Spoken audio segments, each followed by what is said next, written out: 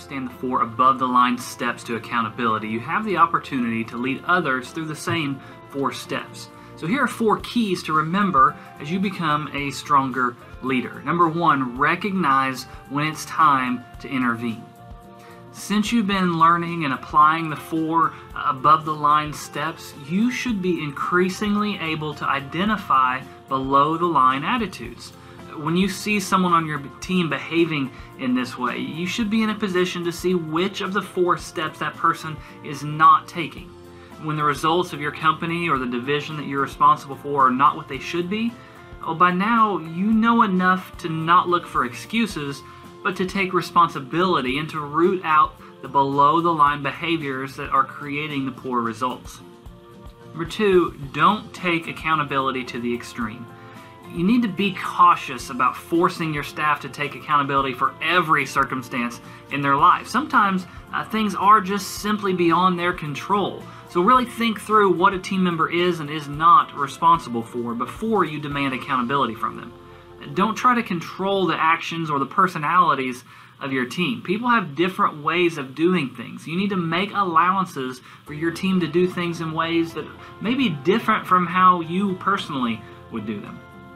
Next, recognize that you can't control everything. Similar to the last step, an important quality of a good leader is the ability to know what he or she is and is not responsible for.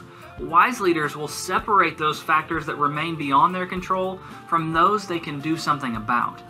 Knowing the difference not only helps you focus on what you can change, but it also helps you worry less about the things that you can't. There's no point in worrying over things you can't control. Spend your energy on those things that you can. And then number 4, model above the line for others. Your team or your business will struggle to develop an above-the-line culture if its leader lives below the line. To say it more positively, an organization that operates above the line does so because its leader models it personally. Successful above-the-line leaders model accountability for everyone within their sphere of influence, remaining accountable for everything they say and do that shapes the model. So remember, as the leader, you set the tone for your organization's culture. So put these things into practice and develop a healthy leadership atmosphere as you coach your team to operate above the line.